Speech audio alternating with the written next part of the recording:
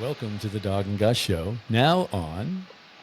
Whitewater Rocks Radio. Yes, we can say that now. Yes. Yeah. Well, that's exciting. Yeah. Well, we play some 90s tunes, and then you can listen to us there. Yes. Yes, you can. And then you can listen to you on Wednesdays. And you can listen to our next guest and his band on my show.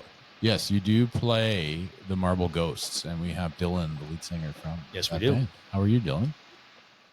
I'm great. Thanks for having me. Well, thanks for coming. I always find it interesting, like when you read kind of your bio and you read, a death metal drummer. And I've said this many times: death metal drummers are the best drummers, just because they can go as fast and as slow as you want. Usually, they like to go fast. An old school metal bassist, a singer like yourself, who is you, like yourself, influenced by 90s grunge. I am interested in that because I'm a huge 90s guy, obviously. We built a show around me, basically. Yeah, around you, and I just show up. Yeah. Yeah. So if you were to say your go-to grunge album of the 90s, what would it be? I know it's a banger right off the bat. I just thought I'd throw it out there for you. Starting off with wow. That's a really hard question because I probably would have answered that differently 10 years ago, 20 years ago. Like I was just obsessed with Nirvana initially, and also Bush. But I think as I've kind of gotten to go through the whole spectrum of those bands that were super popular during that time, I would say Soundgarden, Bad Motorfinger. I love that. Like Rusty Cage. Yeah. It's you're gonna get a speeding ticket. Like, I just love how fast it is. Honestly, like I prefer like in utero and Bleach to Nevermind because it's more raw. I agree. I actually agree with that. And yeah, I mean, Super Unknown's got some really great songs on it, but it's just, it has everything you want. It's got fast songs. Obviously, Rusty Cage being my favorite on the album. Yeah, it's a solid album. Have you heard on the American recordings? Have you heard Johnny Cash's version of that song? I haven't. No, he does a version of Rusty Cage when he does his stuff with his producer there, Rick Rubin. Oh, nice. I heard I have heard Hurt. Yeah, obviously there was a music video back in the day, but yeah. But he does do a version of Rusty Cage as well. Yeah, it's a little different for sure. It's almost more upbeat, I would say, because the song itself is a fairly dark song, actually, but it's sort of it's just Chris Cornell at his best, really. Yep. I was just curious. Yeah, no, and I agree with the In Utero and Bleach albums. Those are both way rawer than the other one, because the other one just, Nevermind's just more, I find it more commercial. Still a great album, but just different. Absolutely. Sure. Yeah. What about you? What's yours? Oh, there you go. Mine? Throw it back in your face. Alice in Chains was a big one for me, and I like I know STP sort of. I know they're not really grunge, but they are kind of in that era. I found Pearl Jam 10 was one of a really great album. But again, I like all of it. So to go and say, and I actually like Bush a lot too. Like it's awesome that you said that. But for me, I mean, you said Super Unknown. That was kind of like my first album that I got in the grunge era. And then I got obviously some Nirvana stuff, and I love that too. But for me, Super Unknown, I like Fell on Black Days was a great song for me back then. And, even though it's a depressing song, but it's a phenomenal tune for me. And it's Black Hole Sunday today. So there you go. It is. Yeah. It is. Did you check it out? Did you check out the Eclipse? Yes, the family, I was working, but the family did have the glasses, and I took little breaks to look at it here and there. I liked the point where it looked like a googly eye. That was There you That go. was my favorite part of it, probably. Otherwise, relatively anticlimactic. I agree. It was, well, you stopped looking at it, but Yeah, I found it cool because, like you said, it was kind of moving. Like it was really interesting. Yeah, yeah. But yeah, no, I like that astronomy stuff. So Yeah, I looked at it for a minute and I got bored, and Gus got mad at me because he's like, "What are you doing?" I said, "I'm done. I don't Well, I need to got watch. you. I don't want to look at it anymore." I went into all this trouble to get I you know a set you of got me. those glasses. At least wear them right now. All That's right, all you fine. can do. I So will you put- can't see anything while you're doing this. So the album itself, the Marble Ghost album. Do you can you tell us a little bit where that came from? Where you guys kind of meshed it all together? Yeah, absolutely. So, uh, I think the most interesting thing about the songs on the album is the fact that our guitar player, who's younger than all of us, like for instance, Alone, Lie to Me, and Old School, were all written by him when he was a teenager, basically. So he was about 17. He's about 17 when he wrote them. And yeah, they basically were sitting on a hard drive and waiting to be discovered. And my previous band had broken up, and I was looking for a new project. And he sent me the song, and I remember he titled it Cheese, and it was anything but essentially he called it that because it was part of a bunch of other riffs that he came up with that were part of a certain session. And like to me, Alone is just such a great song, like the intro and everything. So he brought a lot of, like he brought basically the skeleton of the tracks for this EP, and I put the vocal melodies. I wrote the lyrics after that, and obviously, we got Jer, our death metal drummer, Yeah. who makes us so much heavier. Uh, Does he ever? and yeah, yeah, he beats the shit out of those Yes, drums. he does. Like And they owe him money. Well, that's death metal, man. That's death metal. That's how it yeah, is. Yeah. yeah. Uh, and and then Paul, who added his bass parts, and I mean you can just hear how much the his parts sort of just carry certain parts of the song, like particularly in Alone in the chorus, and Old School too, definitely in the chorus. But so this album was definitely sort of a mishmash where Adam was giving us riffs that were pretty old, 7 years old, and we were kind of just putting our spin on them. And the one thing that Adam's mentioned too is like every single time I do a vocal line, come up with a melody, he'll say, I hadn't expected that. Like what I was going to do was completely different. And I think that's one of the reasons why this band works, is that um, we all add our own flavor to the music, and it works really well. Like this new album that we're working on, we've already written 4 tracks for the next EP. This one's being done a lot more as a band, which is probably why it's come together really really quickly. But yeah, so that's kind of how it came together. We kind of, I wouldn't say Frankensteined it, but definitely just kind of put our own spin on each part of what Adam had brought. And Adam was bringing us essentially finished songs, like finished arrangements. Although Jer did help in places, certainly with the arrangements. He's really good at that. Our drummer. Yeah. Yeah, it's a pretty good, like you said, mishmash is a good way to put it, because it does sound like there's a little bit of everything in each song, and it's cool. Cool album. We were listening to it. I listened to it on the way here, and I listened to it at home. But I said to Gus, he's listening to one song. He's like, wow, that's pretty heavy. I said, well, then try this song. And which was it? Well, you told me to play "Lie to Me." Yeah, Lie to Me. I said it's a little bit and I'm like, that's pretty heavy too. But I well, liked it. it I got liked it either. heavier. Yeah. I love heavy. You know, I love heavy. I know you do. But that's no, I love the album. I was just like, I was like, okay, Thank you. this is amazing. Yeah. Yep.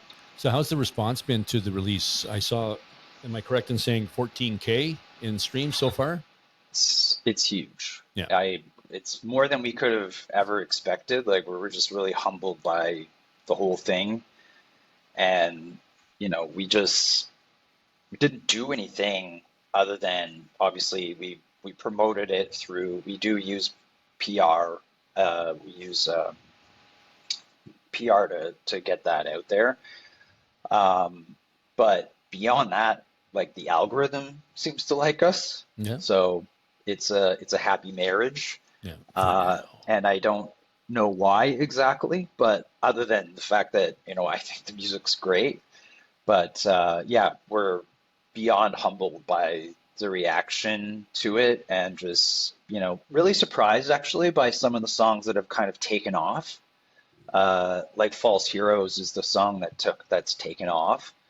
I think it's got almost, I want to say almost 5,000 by itself. So that was kind of surprising, but that one's like, I would say heavily influenced by like Alice in Chains. Like I did all the harmony on that one, and I love Alice in Chains. But there isn't an album that I would choose. Like I just love their music kind of in general, including their new stuff. The Devil Brought Dinosaurs is an awesome album, by the way. Yep. Yeah. That's obviously with their new singer, but yeah, I think overall it's we're just beyond humbled by the reaction. Yeah, I mean, you're like you're saying on Spotify alone, you have 4330 for False Heroes, and then Alone has 3,500, and Lie to Me has 3,000. So that's amazing. Like that's I think there's a huge appetite for your style of music right now, and I think that's great for you guys. It's great for all of us, really. Well, every track on the EP is great. I love them all. Yeah, they're all really good. Thank you. Do you find like are you guys writing more now too as well? Like is that something that's kind of in the hopper? Or? Are we writing now? Sorry, I didn't hear the question. Yeah, sorry. Are you guys currently writing any new stuff, or are you just kind of riding this stuff out and then gonna go and play it live? Oh no, we haven't rested. Good. Yeah, like I said, so with this album, like with the EP that we've released, those songs were basically complete in terms of the arrangements. But now, so we've already written 4 songs for the new EP, and it'll probably be between 5 or 6 songs on it. But yeah, the stuff is coming together really quickly. Like we're almost at the point where we're going to be doing ghost tracks. We're probably going to be getting into the studio. We're going to work with Sound Creation Studios again. Like Scott's amazing, and because he mixed and mastered our album. So yeah, we're going to be getting into the studio, and we're hoping to release it. It'll hopefully be the fall, but I don't want to promise anything because obviously things can change sometimes. Currently, we're hoping our guitarist doesn't have to go join the army.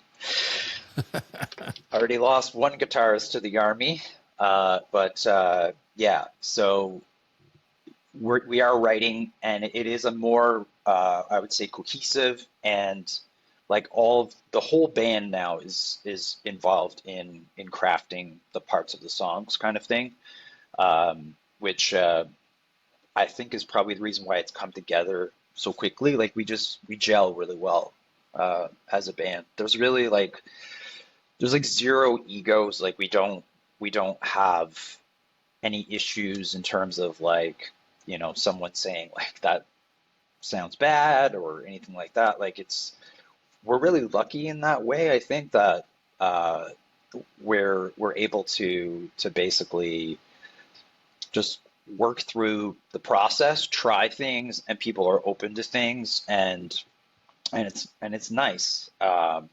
And I think we're really, I think we're also like really supportive of each other too. Like, there's certain parts where people will say, "Oh, I don't really, not sure if I like that," and then, to us, like Lie to Me, for instance. Like, I love Paul's, our bassist. I love his intro. I love that intro, that kind of creepy, um, kind of toolish vibe that you Yeah. get from the intro.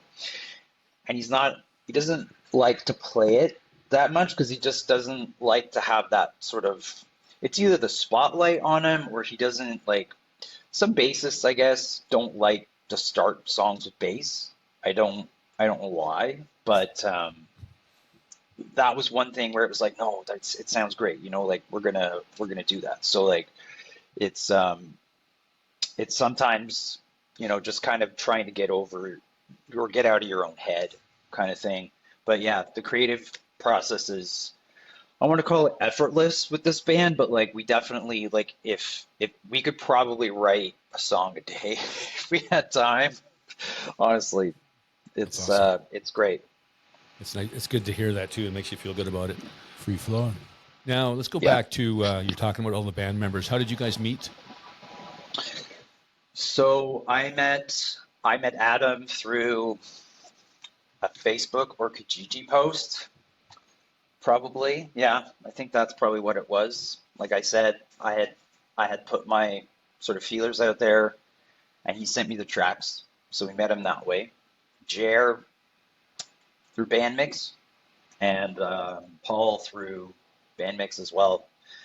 That's really probably the most uninteresting part of the story Oh, in no. terms of how we've met. We aren't like brothers or anything like that. We're It's just probably people better. It's who, probably better that way. yeah, we A lot just of love to history make of brothers that have music. Yeah, met. that just don't get along. We were just talking about that earlier Yeah, about yeah, brothers who don't get along in bands. So yeah, now, Yeah, what's band yeah. mix to people who don't know?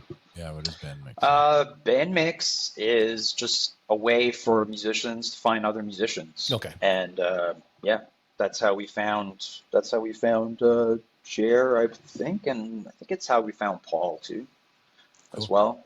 Yeah. I That's mean, great. I've gone to shows before, and sometimes like you talk to people and you'll say, "Hey, like, are you looking for like another band or something like that?" 'Cause sometimes bassists and drummers definitely are in two different bands, but yeah, all through either through social media, pretty much. That's how we met. The wave, buddy. The yes, future. yeah, the future. Yeah, pretty much. Yeah, pretty Well, it much. just makes sense. I mean, it's easy to connect. It's easy to find somebody who's looking for exactly what you mentioned. Well, it's like you said too. Like so Adam just sent him tracks. Like, here you go. I'll email you a couple tracks. Tell me what you think. Like back in the good Yeah, old days, it'd be like, yeah, you have to come over here. We're gonna have to jam to see how it works, and no, it's not working. yeah, Get out. Yeah, It's awkward when they won't leave. You know, yeah. That would be that would be awkward. you Yeah, need. Why is he sleeping on the couch? He's a musician. yeah. Very sublime-ish. Yes. Sublime. Yeah, that story. Sublime-esque. Yeah, Yeah. my buddy slept on Sublime's couch once. Um, in Long Beach. Yeah. Do you Enough have- of the name dropping. What the? Ask him. Well, Long Beach is a place. I know, but Sublime was the name drop, dude. That was a name drop for me. Come on, man. So, like, do you have anyone who inspires you right now? Or what inspires? What inspires me in general? Yeah, we're talking to you. Um, like in terms of like for me, and I should caveat this and say that like for me, like the writing, the lyric writing, the message that I try to convey through the lyrics are mine. So uh, some of the guys are just in the band to make music kind of thing. For me, though, the writing process is a deeply cathartic part of the creative process. It's kind of me kind of exercising my own demons, I guess, my own sort of what I'm dealing with, and there's a certain like I'm someone who's just very empathetic, so I feel when there's, you know, um, sort of pain and the idea of just people struggling and things like that, people feeling like they don't have a place. So for me, like I want to empower through the lyrics, essentially. Like I believe strongly that, you know, message is important. Uh, Not everyone, like again, some of the guys, they just want to make music, and that's how it is sometimes in bands. Yeah. You know, but for me, it's like a deeply cathartic process, and I feel sort of empowered and hopefully empowering people through the music, you know, like um, in terms of like the reception. One of the cool things that we saw, there was a comment on our Facebook post, like for False Heroes. And so False Heroes it's a song basically about questioning and whether it makes sense to sort of put onto pedestals people who have historical figures, who have very, let's say, controversial pasts. So you can see on our album cover, there's Johnny McDonald, right? I had a question about that. Yep. So there's Johnny McDonald on there, and he's obviously the father of Confederation. Mhm. Uh, had a hugely important historical figure in Canada, but at the same time, he has a very controversial past. And so the question is, you know, the idea of like, why do we hold them up so high? Why do we create statues for people that, you know, in this case, were the proponents of the residential school system? Mhm. So, you know, I'm not saying don't teach it, because absolutely we should teach that. We should know both sides and understand, you know, what his contribution was, but at the same time, okay, do we have to have statues? Do we need to have statues? The whole idea of romanticizing historical figures that way. And yeah, so like it was really cool to actually see, you know, it wasn't someone who was like, oh, Johnny McDonald, yeah, he was a bad guy. No, it was actually someone who mentioned Putin and who felt empowered by the music and the fact that, I mean, you know, Putin's just going to continue to win elections as long as he's alive. And essentially, yeah, so this person listened to the song and was like, they felt something from that. They felt empowered despite the fact that, you know, clearly there's a loss of power there, because there's this, you know, this person who just keeps, you know, winning elections without opponents, essentially. So so yeah, that was really cool. And so like that's what inspires me, is essentially that, like, I love to make kick-ass music too, you know, but that's really what sort of gives me like if I can get someone to feel something from the music, to feel, you know, empowered where they've lost power somehow, either through some decision or just about who they are, you know, that to me is it's really it's worthwhile. Yeah, makes sense. Everybody's outlet's different, right? Like Yep. yours is your passion for writing, and then some musicians just want to play to get away from it, right? So Absolutely. it makes Yep. sense. It's a good answer. I'm just going to scratch that question off now. Forever? Oh, yeah. No, because I noticed it on the CD and I wanted to ask him about it, and he just gave me the best answer, so I don't have to ask it now. Yeah, well, it makes sense with the title of the song, and now it kind of all comes full circle. yeah. But it's true. Everybody incorporates lyrics differently and subjectively, so I think that's an excellent point. Like, you don't know what someone's feeling when they listen to that track, but then when they explain it to you, it makes all the sense in the world, right? Mhm.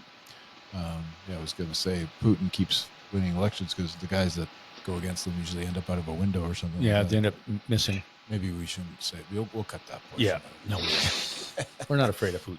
Fair enough. Yeah, maybe we should be, bro. Anyways, yeah, like that's super cool. Like that great answer. Thank you for that. Do you have any like? Would you guys have any pre-show rituals? Is there anything that you guys go through your process to get ready to go? So we've only played 3 shows so far. we have another show coming up May 31st. We're playing with Pandemonium Productions. They're Brad. awesome. Brad's awesome. He is awesome. And He's a busy guy. He's got a couple things on the go. He's a very busy guy. Yeah, Got a few balls up in the air there for sure. Yeah. With who, Dylan?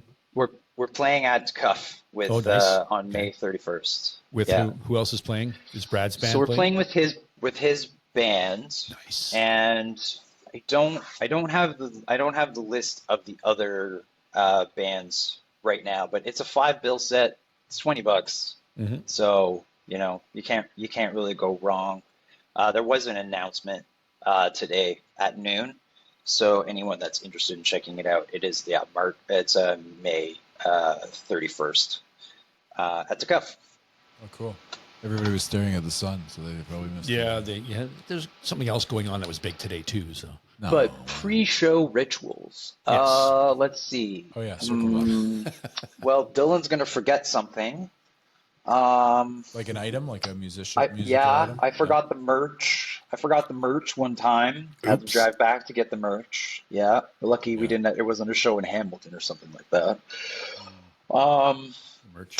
Yeah, I don't know. I mean, we don't have like a circle that we get into or anything like that. I don't know. I think we're probably too new, kind of feeling each other out still. Yeah, that's getting fine. to know who we are as people and musicians. So yeah, we don't really have anything specific other than just I guess being there. Like that's really important is just all of us trying to be there at the same time. Just everyone does what they have to do around the venue and everything like that. I wouldn't really call it a ritual, but yeah, I don't really have anything interesting there, unfortunately. All right, we're done. That's boring. I mean, you could have just said no, dude. Like, just no. All right. And then no, I'm just kidding, Dylan. Yeah, Thank you. we're just joking. Dylan, where did the name come from? Marble Ghosts. It's on Dog's T-shirt, by the way. Yeah, I Did got you one of your notice? T-shirts. Did you notice that? I know. Nice. Yeah. Yes. Where does it come from? So yeah, it comes from False Heroes. So that Marble Ghost was the original name of that song. Okay. And yeah, so that's basically the name comes from that. Adam, our guitar player, was like, Marble Ghost is a great name. That should be the name of the band. So it was, and I changed the name of the song to False Heroes. Solid. Yeah. False Heroes would be a good name for a band too. They would, but but then they look like the false heroes, and you want them. You know what I mean? No. Right. That's why I do podcasts and not rock and roll shows. That's right. That's why these guys are all super creative, so they can come up with. And there's me. Yeah. Well, it's a glass of water. How does where you live so far affect your career in music? Is it? I mean, obviously, you probably have another job, which you mentioned you were working today. But do you find that living here is part of it, a challenge, something?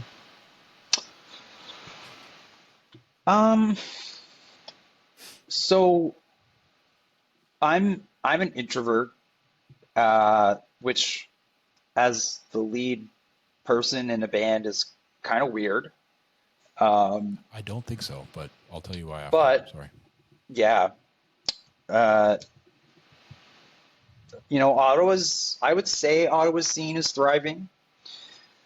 I went to a show last Friday, Civilian. Oh, The Space Between and the New Hires. Mm-hmm. That saw. And it was packed. And so the promoter was Chiron. Mm-hmm. They're new. They're great. It was sold out. Yeah. It was at Club Saw. Yeah. And, when we played at the Dominion Tavern, that was our second show. It was packed. Played that show with Winter. Turning Lights. Handsome Sandwich. Turning Lights. What a great name. I was there. That was a great show. And Holly Acres. Yeah. We played with Holly Acres. Mm-hmm. Yeah.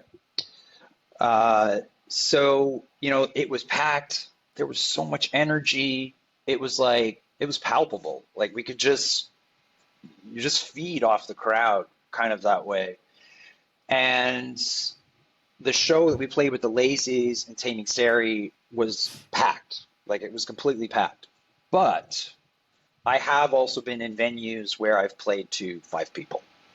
Yeah, of course. So, you know, sometimes it can be harder to get people out.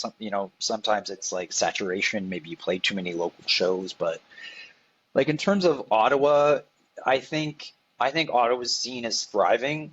I think people just need to get out to shows. You know, I've made an effort, even though I don't particularly get energy and feel sometimes more tired when I come home from a show. And sometimes I'm just at the show, I just disappear. People are like, "Where'd you go?" Yeah. I've had it. Like I can't be there anymore. So, but I'm making an effort to get out to at least a show a month. I relate to that completely. Yeah, and just making sure that I get out and support all these other great bands that are in Ottawa. And if you look at the Seattle scene, like those bands were supported by small college communities first, Yes. right? Yes. But they were going to their own shows too. You read any book, and they were all going to their own shows. It's not rocket science in how to support a scene. You get out to a show a month if you're in a band and you're also supporting the scene. You're there, and it's super, super important to. There's an adage where it's just like, well, you don't make it first in your hometown. Well, it's like, okay, great, but in this climate, we're not gonna break in the UK right now. Like it's just not the way it is. Yeah. So, support local. I'll always say that. But Ottawa to me is thriving, and as long as people keep getting out to shows and supporting venues and supporting local music, like there's so much talent. Like Civilian blew me away. Like right. They all those bands. Yeah. But yeah. Well, that's the thing too. We've talked about it. We talk about it all the time on this show, on our radio shows. The talent level in this city, like it doesn't matter what you want to see. We've got it. Yep. You know what I mean? Folk, country, grunge, hard rock, punk, whatever you want, we've got something, and they do it amazing. Yeah, the reference to the Seattle scene, is excellent because that came out of nowhere. Yeah, and it wasn't nowhere because it was actually a few years of Pearl Jam going to Nirvana and Nirvana going to Soundgarden and Soundgarden going to Pearl Jam, and then they got Temple of the Dog, and then this. It's funny. I have a poster. I have a poster back here. Here, I'll show you the poster. Yeah, here, take this us is for the a band tour, room, man. Yeah, that's your. This is your practice studio, right? Yeah. So this is our practice studio, and look at this here. I don't know if you can make that out.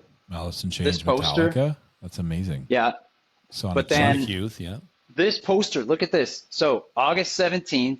I bet if you look that up, I think it might be 1989. But look who they're playing with. So Sonic Youth was the first band to really kind of break. It says Nirvana and STP. Really? Yeah, but they're playing with Nirvana and STP. Yeah, that's wild. So that's like, Dylan, you and I should have a real chat about Nirvana didn't start to play with Guns N' Roses and do arena tours. That's just not realistic. So like to me, that's like Marble Ghosts, Winter, Civilian kind of thing. Like we're all excellent. You support it. That's just the way it is, and that's the way they did it back then, and that hasn't changed. No. And we'll be the big radio show that there you go. Bring a podcast that brings them all. When they blow up, we'll all blow up. Yeah. Well, it's true though. Like you go out to your show, and you'll be introverted. Like I'll be in the corner, but I'll still be there. He is the introvert of the group. I'm extroverted, so I get a lot of energy when I'm at those shows, and then he's similar to you. Well, it's funny. Like, I gotta go. Yeah, it's funny because we were at Overflow, and Dylan was there when we were watching. Who was it there? We were watching Wet for Days. Yes. And we're standing there, and Ryan from Winter's there, and he's standing between Dylan and I. So it's the extrovert in between two introverts. That's normal. And like he's talking to Ryan, he's talking to Dylan, then he turned and talked to me, and we weren't really talking to each other, which is kind of funny, except for when I said, we need to get you on the show. But it was, I agree totally with that. And then just the amount, like Winter goes out to a lot of shows. The boys from Evil Creek are out.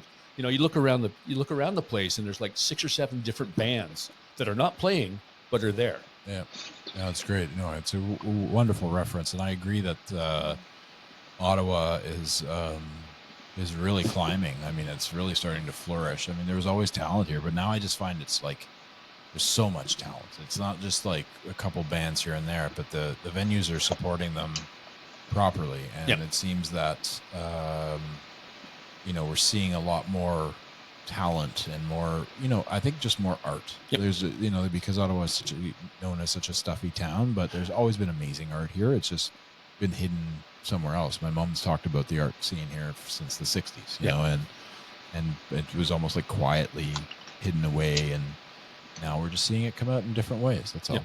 It's amazing. It's awesome. So how was the supporting the Lazies at Club 27? That was a great show. How fun was that? It was incredible. I think, it was. I was sick for that show. And also, right before I went on stage, I had some hot tea. And I didn't realize how hot it was. Not good for a singer. But it was so hot that I had to spit it out. And then I had burnt my soft palate right before I went on stage. But you go up there and you just forget it. You go up there and you play no matter what, how your sound check went or whether you could, get there exactly on time or you had everything. It was amazing. Like the Lazies and Taming Sari too, they were incredible. Really, really professional, super nice guys too. The Lazies were just their crowd control. For me, I'm just kind of learning because I used to be behind a guitar. So now I have free reign, and you saw me jump in the crowd. Yes. That's super fun. Yeah. But they were super, super talented, and you could just see how much the crowd loved it. Playing on the bar and everything. It's just one of the guitarists so was up on the bar, roll. walking down the bar, walking back and forth down the bar. The Lazies. The Lazies. Yeah, not from Taming Sari, no. The boys in Taming Sari put on a hell of a show. They always do. Yeah, they're super But talented. how does that make you feel? It's your third show, and you're playing with the Lazies and Taming Sari. That's got to tell you something. We were lucky to get that show. So we played that show with Spectra. But we were lucky in the way that we got it, but we also worked our asses to get people out to that show. We knew we were the opener, and we sold quite a bit, and Spectra was happy, and it was really nice. But I think the thing that was really kind of eye-opening about it was kind of the number of people that just came up to me, and it was probably the bright purple hair and the red pants. No. But beyond that, it was just hey, oh, you guys are amazing. It was very gratifying and humbling. The whole thing has been like that. I know, musicians, they think their stuff generally, they wouldn't do it if they didn't think their stuff was good. But it's nice to have that sort of, social proof in a way. I signed someone's chest that night. I know that guy. He was awesome. No, seriously, I do. And he was so fun. Yeah. And so I know he was super drunk. Yeah. I I work with his wife. She's a teacher, actually. She's a French teacher at a school I used to work with. He's an oddball. He's an odd character, but he's a lot of fun. No doubt. I looked over, and I'm like, okay, this is not surprising me at all. because he's just that kind of guy, right? He just loves his stuff, and he just loves to have a good time. Yeah, then Dylan's over there signing his That's chest. fantastic. Yeah, I signed Dylan Rock On, and our guitarist signed under the left nipple. So that was really fun. That's a primo spot. Yeah, Yeah. that's a good spot for that. Yeah, absolutely. Top notch. With being an introvert, like you said, and I was kind of coming back to that, but like, do you find that that's in a way to express yourself? You believe in your lyrics so much that you're okay with going out and just spitting it out to everybody, and I'm sure, I mean, as an introvert, I don't know exactly, but I do know that when you do put out that much energy, it takes a lot to bring that, get the energy back at the end of the show, because you put so much out. As do you find that because it's an art and because you're enjoying yourself and because you believe in your lyrics, that helps? I think so. Yeah, I definitely think so. Like, I don't think if I was in a cover band, or if I was writing music that I didn't really believe in, that I would get nearly as much energy or gratification from it. Certainly, there is just definitely something about, I don't know what it is exactly, but you could just kind of feed off a crowd. I could feel it at the Dominion in particular. The first song we played at the Dominion, I could you kind of know when you have a crowd. It's hard to open. Like, that's the other thing too, is like, you might have some people, and that was what's surprising too about the Lazy Show, was that we thought we put on a really great show, but we weren't sure about the crowd reaction. Like, we were kind of hoping that, okay, maybe a mosh pit, maybe like more kind of interaction with the crowd kind of thing, and that's always hard to open. But I think that like, with respect to like being like an introvert, there is like, you get energy from it, but I guess you're kind of siphoning it from the crowd. And that's kind of how I felt like with Dominion. Like, it just, if you get a hot crowd, man, like the show that I went to last Friday, like they were moshing to what I would kind of term like heavier pop rock. Mm-hmm. And it was like incredible. Like, that crowd was amazing. And it really depends, obviously, like on your crowd and everything, and how they're going to kind of react. But yeah, like, I can get energy from a crowd, and that enables me. But I think you're 100% right, like, about the message too. Like, for me, it has to be meaningful. And I mean, I don't know how many people can actually hear or know what I'm actually singing, but I just kind of hope that there's someone in the audience going like, oh yeah, I'm there. I feel that way. I think there is always somebody. Yeah. The sound quality was good. I mean, the shows, I've seen 2 of your 3 shows, and they were both great. So yeah. Yeah, you bought a T-shirt. I did. You got me a sticker too. Eh? I did, but I couldn't afford 2 T-shirts. I'm sorry. No, I'm all about the stickers now. Yeah, I'm T-shirted out. Yeah, I'm losing space too. I think I need. I to love stop. your T-shirt, by the way, Dylan. That's I'm not great. saying that. Thank you. I'm saying that, you know what I mean? Like, I have a drawer of many T-shirts. Yeah. And that's another thing too. Not just local bands. Yeah. Like some solid.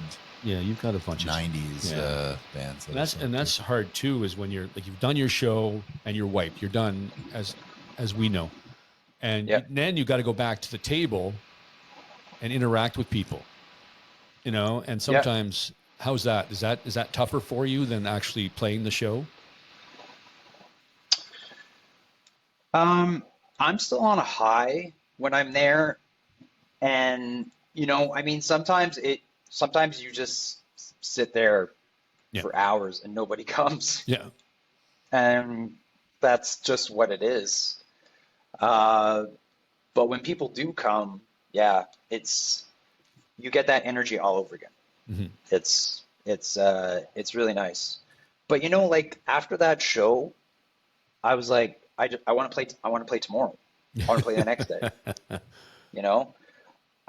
it makes me, I joked with the guys about this, and I said, like, because it can take, like, for an incredible show, it can take like a solid week to come down from it. Hmm.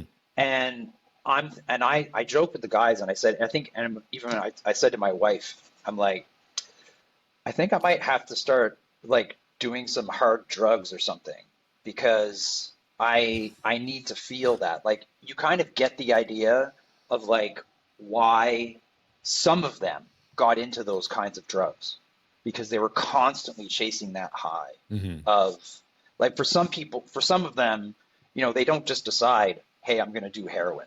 Like, it's just not, Yeah. I would never ever do that. But I'm just, I hope not. it kind of makes you think, like, things like obviously like cocaine and things like that, like that give you that kind of energy, that high. Um, it's like you can kind of see why some of the bigger acts, they chase that feeling of euphoria of the stage when they're not performing, kind of Yeah. thing. So Yeah. I wonder if that also plays a part in some of that addiction with musicians. If, like, if you're chasing that high and you can't get it, either maybe you're writing an album or something like that, and you're not getting that crowd high. Because, like I said, yeah, like that, some shows, like really, really, really good ones, it can take me a solid week to come down from it, like where I'm not like just chomping at the bit to kind of like, I got to do another one, I got to do another one, kind of thing. I want to feel what I felt when I was on stage. It sounds like addiction. That's for sure. Yeah, and it's funny how you said that, because it's true. I think that the Scott Whalens of the world who couldn't get away from it, and obviously the ones that died um, from drugs and such, especially in the grunge era, I found. Yeah. And many, I mean, forever. I mean, it's always been going on. It's So not like, all about. It's not all about the grunge. no, but just like kind of that's where we were discussing Yeah. earlier. But and Scott Whalen to me was one of the greatest frontmen ever. Like, he was just so charismatic and had such a Yeah. stage presence. It was just wild, and an amazing voice too. So yeah, I can see what you mean by that. That makes total sense. Mhm.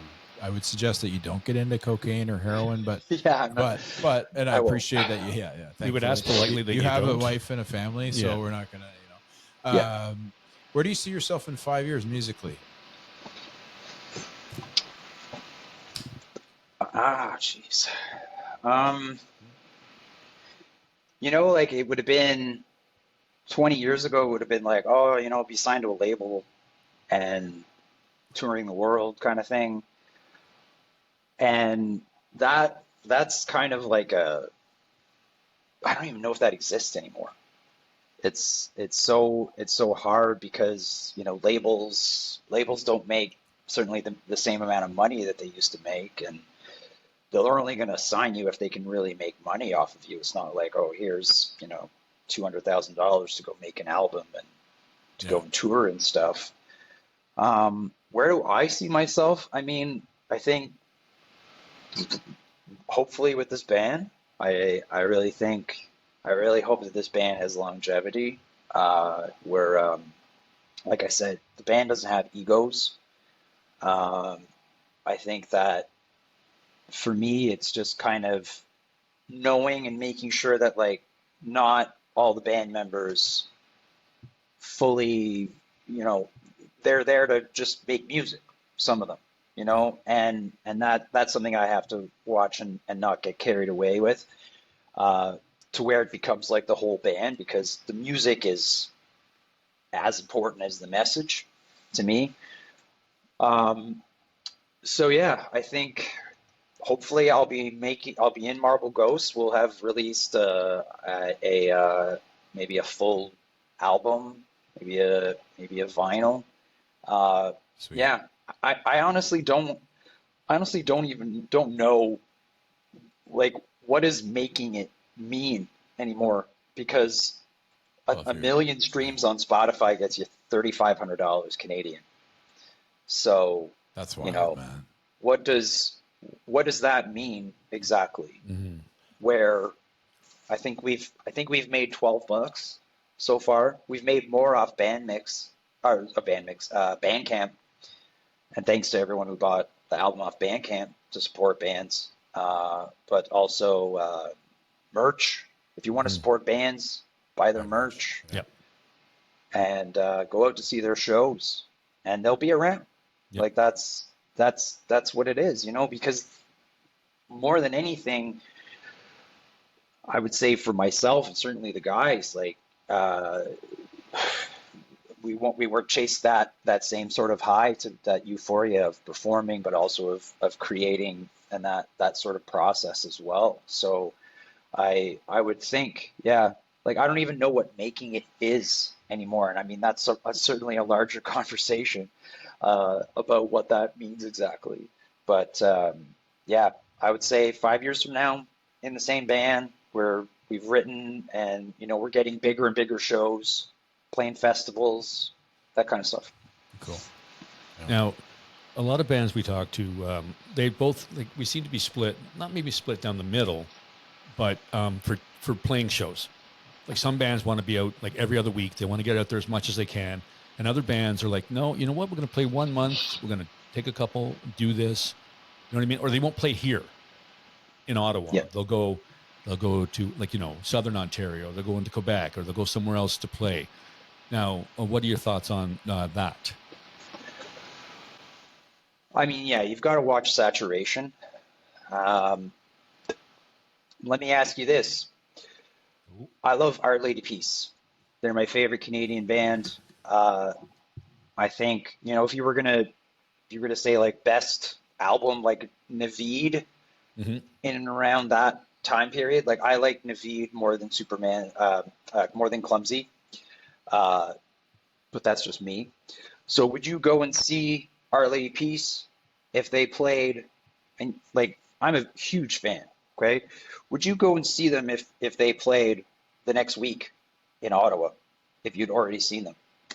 If you're a huge fan, what do you think the chances are that you'd see them again? How many super fans are there? Really, like maybe 10%. So maybe no, I wouldn't personally, but certainly, yeah, I agree with you. I know what you're saying. It's I would saturation again, like you mentioned earlier, right? And personally, like for monetized, like for money wise too, like that's something I couldn't afford to do every week.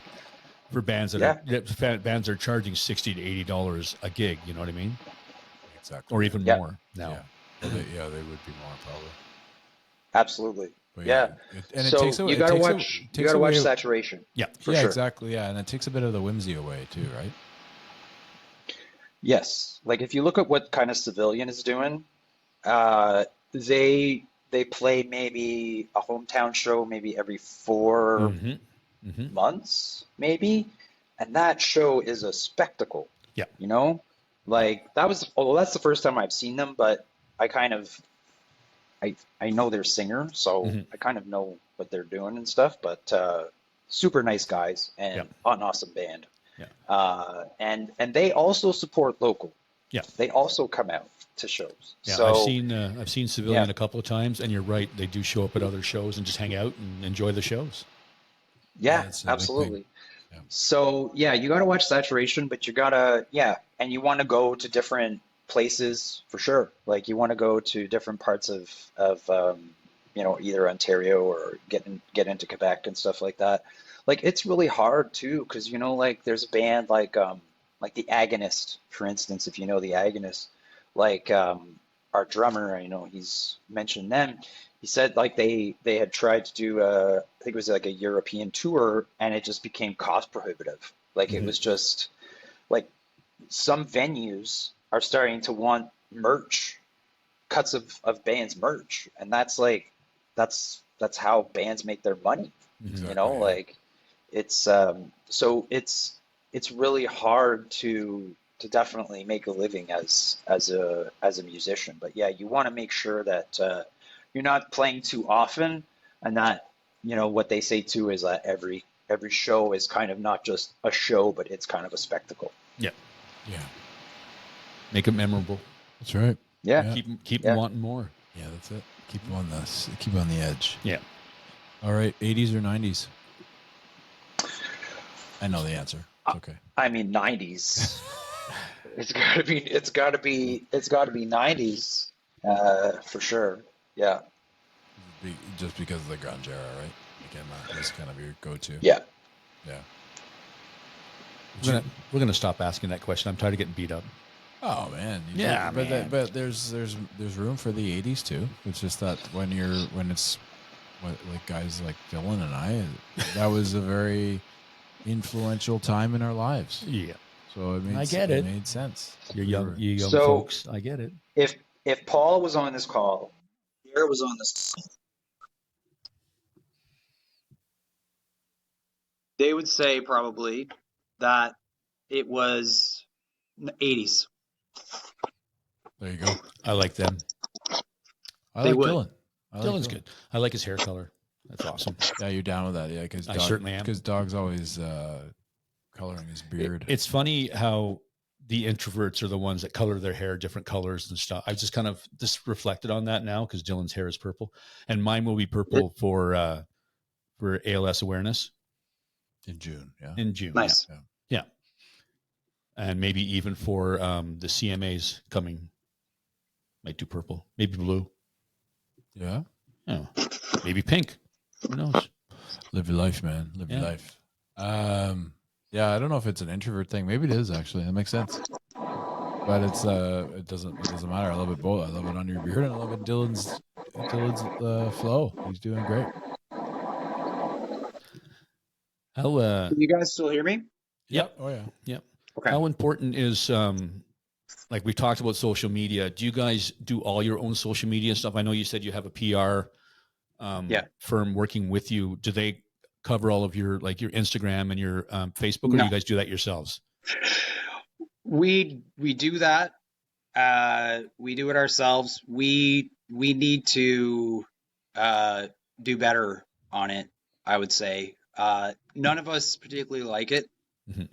All of us really just want to make music, and it's kind of a necessary evil though.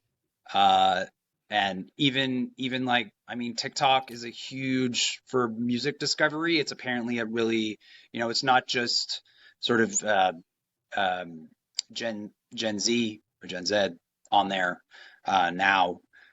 So we've kind of dipped into that. But yeah, Facebook and Instagram and stuff. We still do all of that ourselves. Yeah. I get it too. It's tough to keep up with it sometimes. Like you do TikToks. I haven't done one. I'm on TikTok, but I've never done one unless it was with you. Yeah, I put you on there. Yeah, I know you have. But our TikTok has been lacking. Yes. We crush it on Instagram, but we don't. Yeah, but it's hard though. You got to, you like you said, it's a necessary, but it's time consuming and it's challenging because you don't want to spend that much time on your phone. I don't like to be on my phone all the time. That's for sure. But yeah, no, that's great, Dylan. We appreciate your time, and Of course, we love that. Like you said, I think that reference to the grunge era, like the Seattle scene, was great. I think that's kind of what the Ottawa scene's at right now. Somebody else has said that to us. Somebody else brought that up too. No, it was just Dylan. Why you got just Dylan? Yeah. Sorry. I'm not trying to do that. I'm not trying to cut Dylan's legs out from under him. Leave me alone. I think you are a little bit. Stop it. Sweet poster, by the way. That poster with Sonic Youth and STP and Nirvana. That's a keeper. Yeah, it's almost as good as this one. Oh yeah, ours is sick. Yeah. So May 31st, Cafe de Cuff. Yeah. Come out and see May them. 31st, Cafe de Cuff. With Nature Please Revenge and Marble Ghost. That's going to be a great show. It doesn't matter who else joins you guys. It's still going to be killer. Because I know Brad, and he usually puts in bands that usually complement each other. So it'll be a good show. No doubt. Yeah. Oh, for sure. All the best to you, Dylan, and your band. I hope you guys crush it. I mean, you already are, but more so. Thanks so much for having me, and thank you very much for supporting the band and just the scene in Ottawa in particular. Just how important that is. Thanks so much. Yeah. Thank you. Appreciate that. Take care. You too.